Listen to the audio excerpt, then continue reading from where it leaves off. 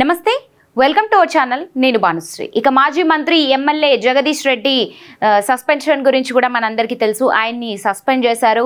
ఇక ఆయన సస్పెన్షన్ ఎత్తివేయాలంటూ కూడా స్పీకర్ ముందు మాజీ మంత్రి ఎమ్మెల్యే అయినటువంటి హరీష్ రావు విజ్ఞప్తి చేశారు. అసలు ఆయన ఏమన్నారో కూడా విని తెలుసుకునే ప్రయత్నం చేద్దాం. నిన్న శాసనసభలో బీఆర్ఎస్ పార్టీ శాసనసభ్యులు జగదీష్ రెడ్డి గారిని సస్పెండ్ చేసిన విషయం మనందరికీ తెలిసిందే. దాని విషయంలో దయచేసి మీరు పునఃపరిశీలించి జగదీష్ రెడ్డి గారిపై పెట్టిన సస్పెన్షన్ను ఎత్తివేయాలని చెప్పి అప్పీల్ చేస్తూ ఉన్నాం.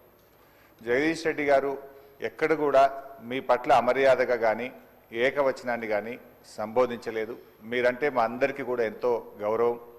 మా నాయకులు కేసీఆర్ గారు కూడా మీ ఎన్నిక జరిగినప్పుడు ఏకగ్రీవంగా మీ ఎన్నికకు సహకరించినటువంటి పార్టీ బీఆర్ఎస్ పార్టీ.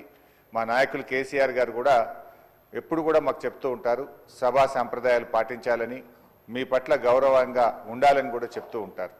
సో మాకు ఎక్కడ కూడా బీఆర్ఎస్ పార్టీకి కానీ మా సభ్యులు జగదీష్ రెడ్డి గారికి కానీ మీ పట్ల మంచి గౌరవం ఉంది తప్ప మేము ఎక్కడ దురుద్దేశంగా కానీ ఏకవచనాన్ని మీ పట్ల ప్రయోగించలేదు. అందువల్ల మాకు కూడా, ఎందుకంటే నిన్న జగదీష్ రెడ్డి గారికి మీరు మైక్ ఇచ్చుంటే వారు చెప్పుకునే అవకాశం ఉండేది. వారికి చెప్పుకునే అవకాశం లేకుండానే సస్పెన్షన్ జరిగింది కనుక మీరు ఒకసారి పునఃపరిశీలించి వారిని సభలోకి వచ్చే విధంగా సస్పెన్షన్ ఎత్తివేయాలని మా తరఫున విజ్ఞప్తి చేస్తున్నాం. సో చూసారు కదా, కేసీఆర్ గారు ఎప్పుడు కూడా మాకు ఎంత నిబద్ధతతో మాట్లాడాలి, నిబద్ధతతో పని చేయాలి, అదేవిధంగా ఎంత గౌరవం ఇవ్వాలి అన్నది కూడా మాకు ఎప్పుడు నేర్పిస్తూనే ఉంటారు ఆయన.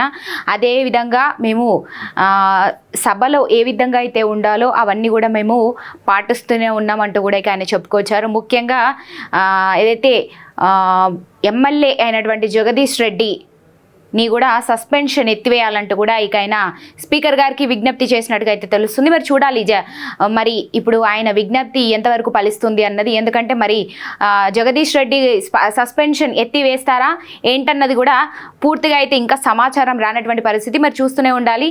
మరిన్ని అప్డేట్స్ కోసం సీఎం టుడే.